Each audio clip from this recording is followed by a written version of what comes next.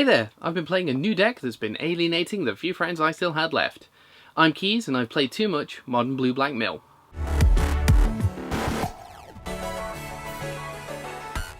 As most of you are probably aware, there is another way to have our opponent lose a game of Magic. A dirty and unforgivable way, and that's if our opponent tries to draw a card from a library with 0 cards, otherwise known as decking. Our goal, should you choose to accept it, is to make sure that happens. We'll be using mostly spells to have our opponent place all their cards from their library into the graveyard and or exile. This archetype gets its name from the original card to feature this mechanic, Millstone, and is developed into a love it or hate it strategy.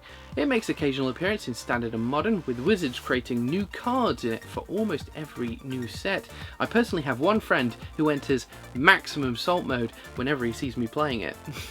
Once again, I'm in the Kingdom, formerly known as United, so I'll be using Magic Card Market for my price guides, with a rough American conversion this time. The pound sterling has taken quite a hammering recently, so my Magic cards are worth more than my currency, so feel free to donate cards, I'm ever so hungry. I've been helming this deck based on a list from Jinlin Lee, who managed to go 9-1 at Grand Prix LA 2016, and from what I can tell it's a version of Mill that concentrates on an aggro-heavy meta. A successful Mill deck needs to be modified to combat your meta with not only its sideboard, but to a lesser extent its main board. The most expensive part of this Mill list is its mana base. To take advantage of some triggers in our deck, we'll be running a bunch of fetch lands, like loads. We'll be running 4 Polluted Delta, 3 Flooded Strand and 1 Marsh Flats. Excessive, but there is a reason, trust me. If you'd like to cut down the cost of the deck, you could always run Evolving Wilds, Terramorphic Expanse and Warped Landscape in lieu of the fetch lands. However, you will be trading off some of the speed of untapped lands after fetching. In addition, 2 Darkslick Shores, 2 Watery Grave, 3 Ghost Quarters, 3 Islands and 2 Swamps. With our final land card being Shelldock Isle, a card you may be unfamiliar with. When played, we may look at the top 4 cards of our library and place one of them in exile. When our opponent has 20 or fewer cards in his library, something we're kind of working towards, we may play the exile card by tapping the Shelldock Isle and paying a single blue mana. We can use this card to hide away a powerful mill spell to finish them off, or something more defensive that may help us survive later on. No matter what we hide away with this land, we can play at instant speed, so pick your moments. I think we should look into some milling, and the ideal way to start is with our first creature, the Hedron Crab. A 0/2 for a single blue mana with the ability to mill your opponent for 3 cards whenever a land enters the battlefield under your control. This may shed some light on why we're playing so many fetch lands. Each fetch will mill your opponent for 6, 12 if you have 2 crabs on the battlefield, and so on. A quick note, you can Ghost Quarter yourself to force another crab trigger, a good way to finish a deck off in the late game, eke out that advantage. Let me blow your mind, 4 crabs, 1 fetch, 24 cards gone. Your opponent may have to worry about crabs. We have a new addition to the mill archetype in the form of Manic Scribe, a 0/3 for 1 generic and 1 blue mana that has your opponent mill 3 cards when it enters the battlefield, while also having your opponent mill an additional 3 cards on each of their upkeeps if we have Delirium enabled. We have a good amount of card types in our deck to ensure that Delirium will be enabled, however some of our cards also allow us to do some milling to ourselves if we feel Delirium will benefit us more in the long term. Our alternate win condition deck has an alternate win condition of its own, and that's actually killing our opponent, like with the life total. I know, it sounds crazy, right? Jace's Phantasm is a 1/1 flyer for a blue mana that gets unreasonably large, 5/5, if our opponent has 10 or more cards in their graveyard. As you can imagine, this is criminally easy in a deck dedicated to milling. We play JP on turn 1, then a powerful mill spell on turn 2, and we're attacking for 5 damage in the air on turn 2. That's just mouth-watering. Strangely, people react worse to dying from damage to a mill deck than actual milling. I guess it's humiliating or something. That's all our creatures, 2 low toughness walls without defender and a cheaty flyer, so our spells are going to have to be really impressive. The first of our 2 basic mill spells is Glimpse the Unthinkable. For a blue and a black mana, we have a player mill 10 of their cards. That's it, it's simple. This is the bar for mana efficiency when it comes to typical amounts of milling cards. Everything else is either less efficient per mana spent or has more variance to the amount of cards it can mill. Next up, Archive Trap. For 3 generic and 2 blue mana, we get to mill 13 cards from our opponent's deck. Geez, Keys, you're wondering? That's quite an expensive spell compared to Glimpse. Well, sure it is. until we get to cast it for free, like no mana. If our opponent has searched their library in any way this turn, we may play this spell for no casting cost. That's just not reasonable. But we're not playing a reasonable deck, are we? Archive Trap can be played once the opponent has finished resolving their Chord of Calling, ultimating Nahiri, searching for a land with Expedition Map, or just cracking a fetch land. There are quite a few search effects in Modern to make this card incredible. If you manage to use 4 traps after a single search and winning on turn 1, I don't believe you. We can attempt to force our opponent into searching by Ghost Quartering one of their lands, and it allows them to search up a basic land, and if they refuse to search, that just means you're playing with Strip Mine in Modern. Good for you. Here's one of those variable mill spells I mentioned, Mine Funeral. For 1 generic, 1 blue and a black mana, we have our opponent mill cards until they reveal 4 land cards. While this card can be extremely powerful against land-light decks such as Elves, Goblins and Burn, it can be quite underwhelming against land-heavy decks such as Jeskai Nahiri, Ban Eldrazi and Jund. Quite an exciting card to watch go off and see exactly how well you gambled. Remember that every time an opponent thins their deck, this card gets more and more powerful. While Mill works somewhat like a burn deck, where we go after our opponent's card count rather than their life count, we actually have a few ways to refuel our hand. The strongest way by far is Visions of Beyond. For a single blue mana we get to draw a card, but should any graveyard have 20 or more cards in it, we get to draw 3. This is an Ancestral Recall type effect, a card that's either banned or restricted in most formats for being incredibly powerful. Well, there has to be some upsides for being that mill player at your local gaming store. Don't be afraid to cycle your visions early on if you're low on gas or answers. There is no point in saving it too long if you're going to be dead before you can get maximum value out of it. The flexibility of the card is also part of its power. Mesmeric Orb is a 2 generic mana artifact that mills all players depending on the amount of permanents they untap. Lands are also included in this, so you should get a good few triggers off this each turn, soon making this a very efficient mill spell over the course of a game.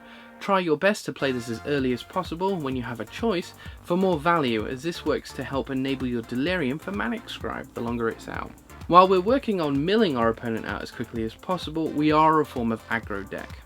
But we may need to buy some time, a few extra turns to finish them off. So what defense have we got?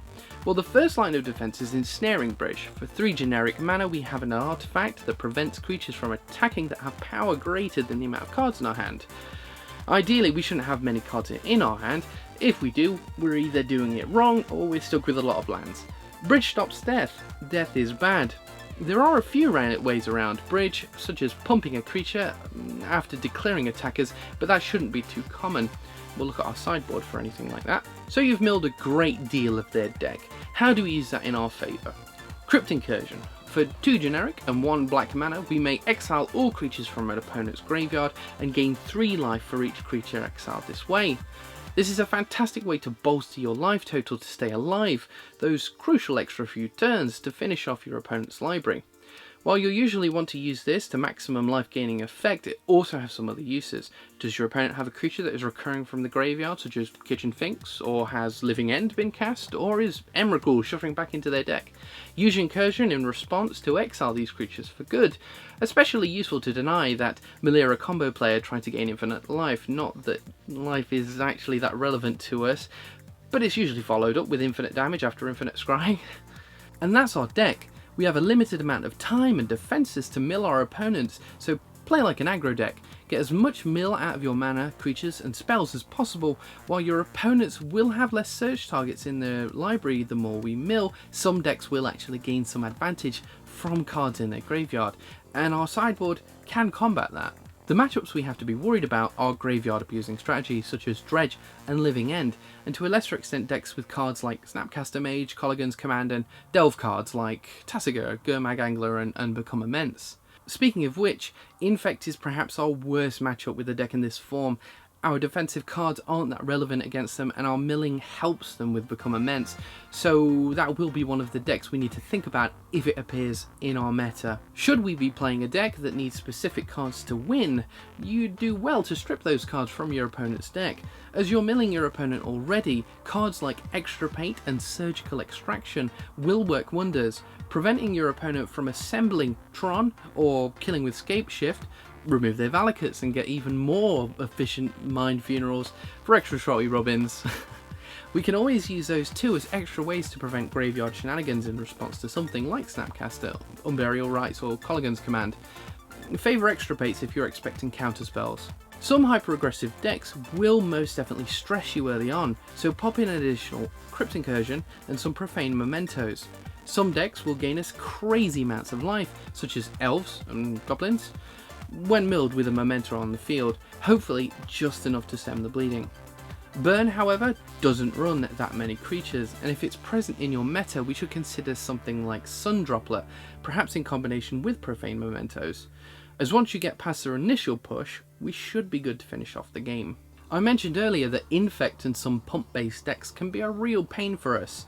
For that, we'll be looking into something like Ratchet Bomb or Engineered Explosives, depending on your budget, helping us deal with some of those early turn creatures that can finish us off in a turn or two, especially the super annoying goddamn Blighted Agent.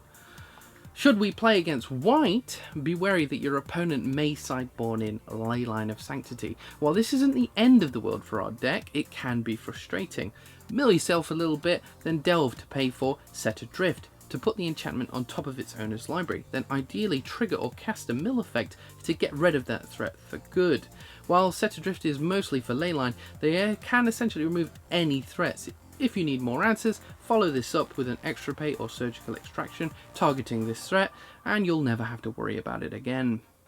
Should we need a little more time against aggressive decks, we can use the Time Shifted Fog effect in black, Darkness, a very handy little spell for blanking a combat step, which can often give us the turn we need to finish our opponent off. They may well commit to a large lethal attack thinking the coast is clear, only to have to mill a large chunk of their deck to Mesmeric Orb. Ashiok is a great card for playing against control decks. Should we be able to land her, she'll do some fantastic work for us with extra value in recurring your opponent's creatures, and have your opponent dedicate resources to getting rid of her while we maintain our game plan. Also, seriously, who doesn't want to play with this drastically underrated Planeswalker? So, what are we taking out in favour of these sideboard cards? If your opponent is playing a monocoloured deck, there is a good chance they won't be using many fetches, if any at all. Your archive traps become quite inefficient in this case. Should we have a meta with a lot less fetch lands and search effects, we may either consider replacing archive trap with another mill spell like Breaking and Entering in our main board, or just having them in our sideboard. Ensnaring Bridge naturally doesn't work well against the creatures we mentioned earlier with pump effects after declaring attackers, such as Infect and Affinity. Affinity with instant speed equip of Cranial Plating after declaring attackers. So you can probably take that out. Crypt Incursion is also quite weak against decks with next to no creatures, so this is an easy cut to make.